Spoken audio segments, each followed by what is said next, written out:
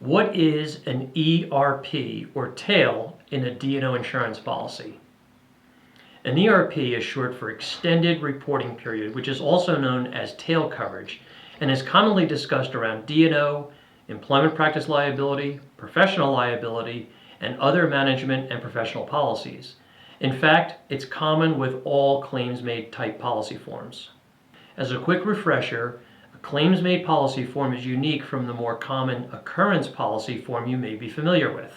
A claims-made policy covers claims which are made or presented to the insurance company, insuring you when you became aware of that claim. A claim can be a lawsuit or other formal notice that may trigger coverage under your policy. An occurrence policy, on the other hand, the insurance company that responds to a claim is the policy which was in effect when that claim occurred.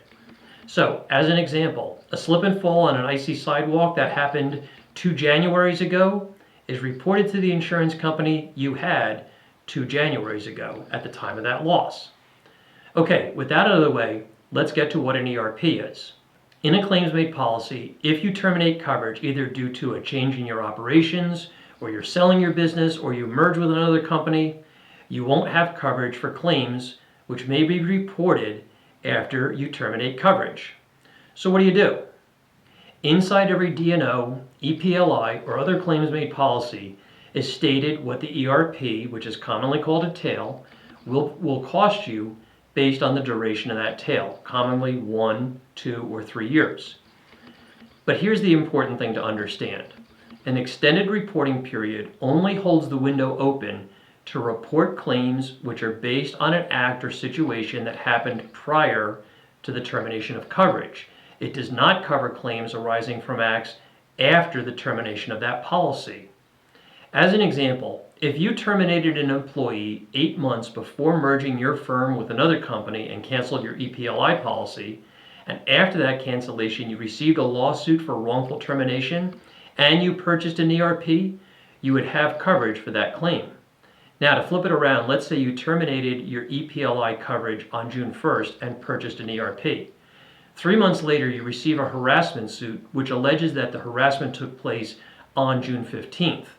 There's no coverage for that since the claim or act took place after the termination of coverage. The ERP or tail is only there to provide coverage for claims reported after a termination of a claims-made coverage form for acts that took place prior to the coverage termination date. It's a little confusing. So why do you need to purchase an ERP?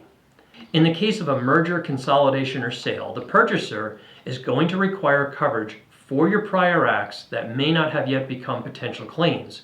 So they're going to mandate that you purchase an ERP. In the case of a retirement or business closure, you'll want the assurance that you have protection for any claims which may arise down the road. The same is true if you change operations and no longer need, say, an E&O or other form of management or professional liability coverage. What we also see is when a client moves to a PEO and the PEO provides employment practice liability insurance. So the client decides that they're going to cancel their employment practice policy. In this situation, the business owner will want to purchase an ERP because the new coverage through the PEO will not cover that business's prior acts. What does an ERP cost? That's going to depend on the insurer, but you can expect to pay anywhere between 100% to 300% of the annual premium of the policy you're canceling. Yes, that's steep, but if this is triggered as part of a merger or acquisition, you may be able to get the buyer to participate in a portion of those costs. Have other questions on ERPs or D&O or other claims-made policies? My contact info is coming up in a second, so please feel free to give me a call or drop me an email. I'd love to hear from you. And hey, if you like this video, give it a thumbs up. Thanks.